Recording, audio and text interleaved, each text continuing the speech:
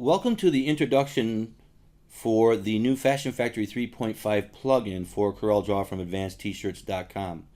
In this new version, we've added over 2,400 new seamless textures. These are all high resolution, so you can use them both for t-shirt design or even for designing larger format designs such as signs and car wraps. We've also added a new feature, and that is a Bitmap Fill function, and we'll go ahead and take a look at that. Let's say working with this Harley Davidson logo, I'd like to add a flame effect to the logo in the center where we have the gray.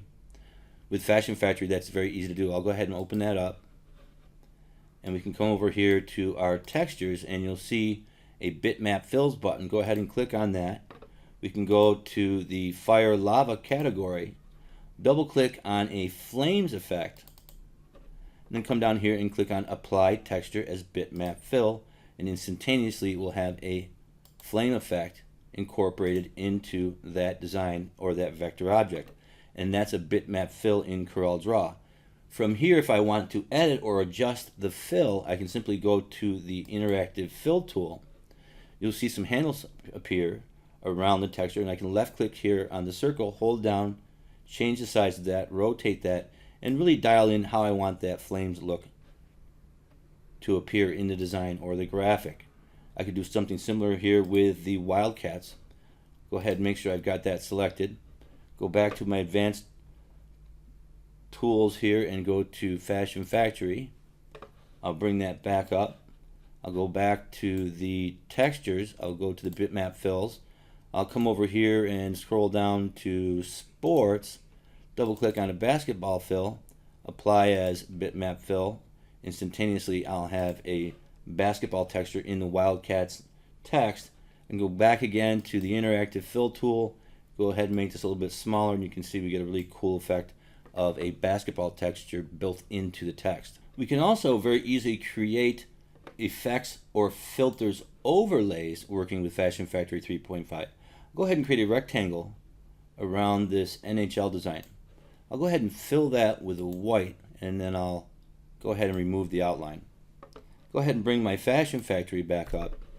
I'll go to my System Textures, and let's say we want to add a cracks effect to this. I'll go through here, and then I can just browse through all my different cracks files here. Go to something like maybe this effect here, kind of sketchy cracked effect, and click Apply Texture as Transparency. Go ahead and apply that, and we can see that effect. I'll go ahead and close this, minimize this, and I'll go over here to my transparency tool, and once again I can resize this and change how the distress or the texture or the filter is applied to the graphic as an overlay. And if I want to strengthen that, I can do something very simple. I can go ahead and just click on Copy, and I'll go ahead and paste that in on top of that, and I can get a stronger effect.